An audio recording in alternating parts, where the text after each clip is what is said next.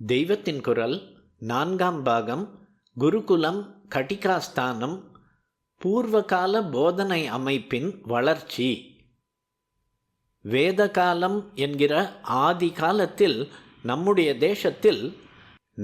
தேசத்தில் மாத்திரமில்லை, உலகத்திலேயே முதலில் கல்வி போதிப்பது எப்படி ஆரம்பித்தது என்றால், ஒவ்வொரு ரிஷியும் அவருக்கு ஈஸ்வரானுகிரகத்தில் ஸ்புரித்த, அதாவது ரிவீல் ஆன மந்திரங்களையும் வித்யைகளையும் தன்னுடைய புத்திரன் மாதிரியாக இருக்கப்பட்ட நெருக்கமான பந்துமித்திரர்களின் குழந்தைகள் ஆகியவர்களுக்கு சொல்லிக் கொடுப்பதில்தான் ஆதி ஸ்கூல் பிறந்தது.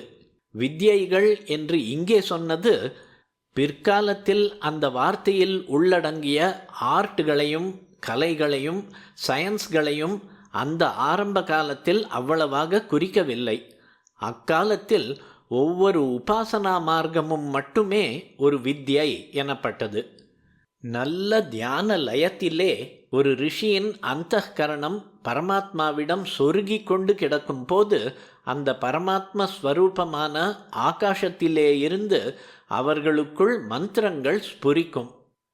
குறிப்பு: இவ்விஷயமும் இதன் பின் வரும் விஷயங்களில் சிலவும் நம் நூலின் 2ஆம் பகுதியில் வேதம் என்ற உரையிலுள்ள அனாதி அபௌருஷேயம், ஒலியும் படைப்பும் என்ற பிரிவுகளில் விவரிக்கப்பட்டுள்ளன. வாசகர்கள் அவற்றில் ஒரு கண்ணோட்டம் விட்டால் இனி படிக்கவிருப்பவை நன்கு தெளிவாகும்.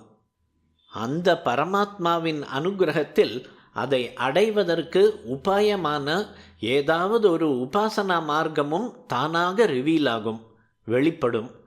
யமதர்மராஜா நச்சிகேதஸுக்கு உபதேசித்த மாதிரி, சனத்குமாரர் நாரதருக்கு உபதேசித்த மாதிரி, ஒரு தேவதை அல்லது தெய்வத்தன்மை அடைந்த ஒரு மகாபுருஷர் ஒரு ரிஷிக்கு அல்லது வேறொரு சத்பாத்திரத்துக்கு இப்படிப்பட்ட வித்யையை உபதேசிப்பார். ஸ்வர்கலோக சம்பந்தமுள்ள அக்னி வித்யை நச்சிகேதஸுக்கு யமதர்மராஜா உபதேசித்தார். அந்த வித்யை அதற்கப்புறம் அதை பெற்ற சிஷ்யனான நச்சிகேதஸின் பெயரிலேயே வழங்கப்படட்டும் என்றும் வரம் கொடுத்தார். இதே போலத்தான் இன்னும் சில வித்யைகளும் அவற்றில் உபதேசம் பெற்ற சிஷ்யர் பெயரில் இருக்கின்றன. உபகோசல வித்யா, சத்யகாம வித்யா, மைத்ரேயி வித்யா என்று உபனிஷத்தில் வருகிறவை அவை யாரை குறித்து உபதேசிக்கப்பட்டனவோ அவர்கள் பெயரை வைத்துத்தான்.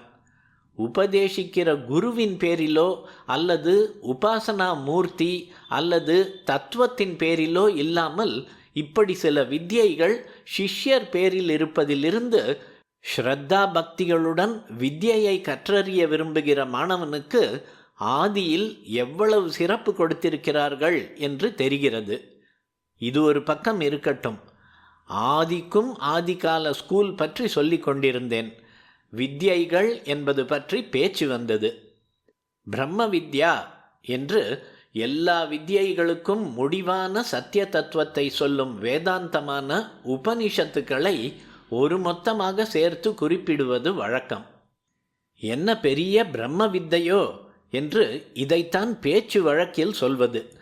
இந்த பிரம்ம வித்யான உபனிஷத்துகளில் அநேக வித்யைகள், பஞ்சாக்னி வித்யா, மது வித்யா, வைஸ்வானர வித்யா, சம்பர்க்க வித்யா, தஹர வித்யா, அந்தர்யாமி வித்யா என்றெல்லாம் குறிப்பிடப்படுகிறவை வருகின்றன. ரிச்சுவல், சடங்கு நிறைய இருக்கப்பட்ட வித்யைகள், அப்படி இல்லாமல் தியானாதி அபியாசங்களால் கிரகிக்கக்கூடிய தத்துவ ரூபமான வித்யைகள் ஆகிய எல்லாம் நிறைய இருந்திருக்கின்றன. இவற்றை முதலில் ஈஸ்வர பிரசாதத்தால் பெற்ற ரிஷிகளும் இதே மாதிரி மந்திரங்களையும் பல மந்திரங்கள் அடங்கிய சூக்தங்களையும் ஆகாசத்தில் இருந்து அபௌருஷேயமாக பெற்ற ரிஷிகளும் இவற்றை தங்கள் வாரிசுகளுக்கும் ரொம்பவும் நெருக்கமாக இருக்கப்பட்ட மற்ற பசங்களுக்கும் தங்கள் அகத்திலேயே சொல்லிக் கொடுக்க ஆரம்பித்ததில்தான் ஆதிகால ஸ்கூல் உண்டாயிற்று. ரிஷிகளின் பர்ணசாலைகளை பொதுவாக ஆசிரமம் என்பார்கள். அவற்றில் இந்த மாதிரி போதனை நடைபெற்ற ஆசிரமங்களை ரிஷிகுலம் என்பார்கள்.